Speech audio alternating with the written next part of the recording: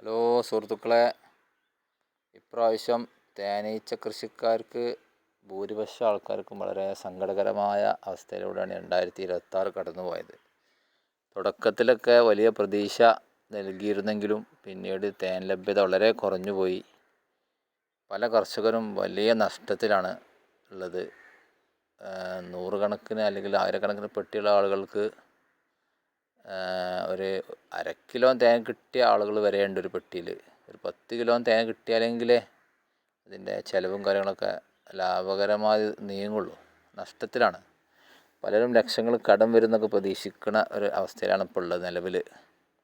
അപ്പോൾ ഇനി എന്ത് ചെയ്യാൻ പറ്റും എന്നുള്ള ഒരു ആശയമാണ് നമ്മൾ പറയാൻ പോകുന്നത്. അതായത് ഇങ്ങനെയൊക്കെ ആണെങ്കിലും ഒരു ചില ഭാഗങ്ങളിൽ ഇപ്പോഴും മഴ പെയ്യാത്ത റബ്ബറിൽ രണ്ടാം തളിപ്പൊക്കെ വരുന്ന ഭാഗങ്ങൾ ഇപ്പോഴും ഉണ്ട്. രണ്ടാം തളിർപ്പ് വരുന്ന ഏരിയകൾ. എൻ്റെ വീട് മലപ്പുറം മഞ്ചേരി എന്ന് പറഞ്ഞ കാവന്നൂർ എന്ന പ്രദേശത്താണ്. ഇവിടെ ഇതുവരെ മഴ പെയ്തിട്ടില്ല. മാഷാ അല്ലാഹ്. ഇനി രണ്ടാമത് ഇല തളിർത്തിട്ട് റബ്ബർ തളിർത്തിട്ട് രണ്ടാമത് തേൻ വരവ് തുടങ്ങിയിട്ട് ചില ഏരിയകളിലൊക്കെ. എൻ്റെ ഒരു 10 കിലോമീറ്റർ അപ്പുറത്ത് ഫുള്ളായിട്ട് മഴ പെയ്തിട്ട് തേൻ കിട്ടാത്ത ആൾക്കാരുണ്ട്. നമ്മളിവിടെ 10 കിലോൻ്റെ മേലെ ഏകദേശം പെട്ടിയിൽ തേൻ കിട്ടിയിട്ടുണ്ട്. ഇപ്പോഴും തേൻ വരുന്നുണ്ട്. അപ്പോൾ ഇങ്ങനത്തെ ഏരിയകൾ നമ്മളെ നാട്ടിലുണ്ടാവും.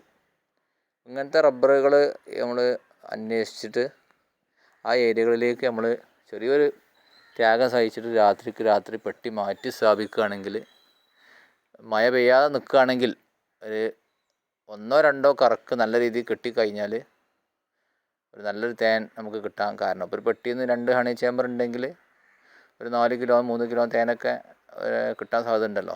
ഒരു 5-6 കിലോ തേനൊക്കെ ഒരു പെട്ടിയിൽ നിന്ന് കിട്ടുകയാണെങ്കിൽ ഒരു 100 പെട്ടി വെച്ച് കഴിഞ്ഞാൽ നല്ലൊരു തേൻ നമുക്ക് പ്രതീക്ഷിക്കാം. നമ്മളെ നഷ്ടങ്ങൾ കുറേ അങ്ങനെ നികത്താൻ കഴിയും. അപ്പോൾ അങ്ങനെ ഒന്ന് അന്വേഷിച്ച് നോക്കി. നമ്മളെ നാട്ടിലേക്ക് നിങ്ങൾ ആരെങ്കിലുമൊക്കെ പെട്ടി കൊണ്ട് വരികയാണെങ്കിൽ നമ്മൾ പെട്ടി വെക്കാനുള്ള സൗകര്യം ചെയ്തു തരും കേട്ടോ. അത് ഭാഗ്യമാണ്.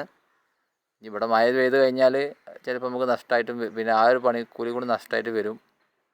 സ്വന്തം നാട്ടിൽ തന്നെ അങ്ങനത്തെ സ്ഥലങ്ങൾ മറ്റ് തേൻ മഴ പെയ്യാത്ത തേനുള്ള സ്ഥലങ്ങളൊന്നും നിങ്ങൾ അന്വേഷിച്ചാൽ കുറേ നഷ്ടങ്ങൾ നികത്താൻ കഴിയും.